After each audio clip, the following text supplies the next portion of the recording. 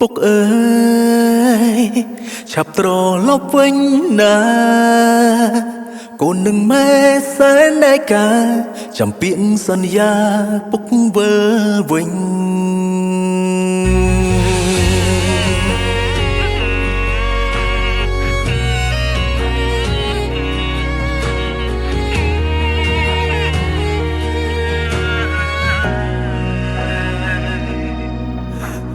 ម៉ែអើយមិនដេចជប់នេះមិនងងឹតខ្លាំងម្លេះ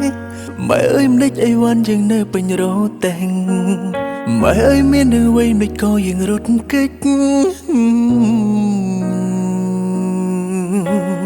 ម៉ែអើយមិនម៉ែគេកាថ្ងាស្រក់ទឹកភ្នែកម៉ែអើយមិនដេចគប់គ្នាគេខ្លាចស្រែកយំយ៉ែម៉ែកូនចង់ទៅផ្ទះវិញកូននឹកពុកពេ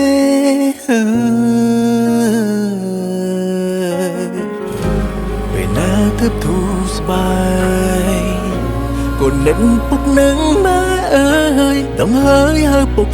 តាមវាយករាល់រាត្រីពុកអើយពុកសុំទុកយ៉ាងណាម៉ែវិញស្រក់ទឹកនេត្រា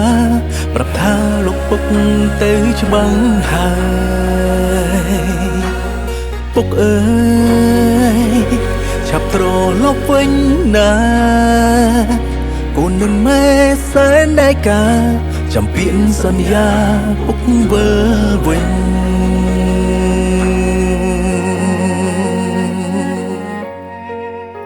ពុកកូននឹងអ្នកម៉ែនៅចាំលោកពុកត្រឡប់មកវិញណា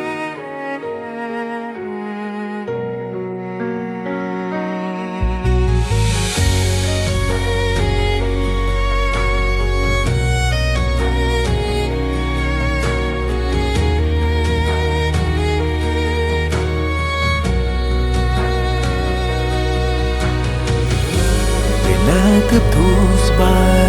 យ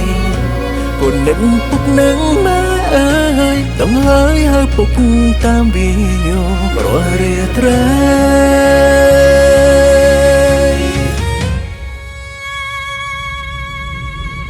ពុកអើយពុកសុំទុកយ៉ាងណាម៉ែវិញស្រក់ទឹកនេត្រា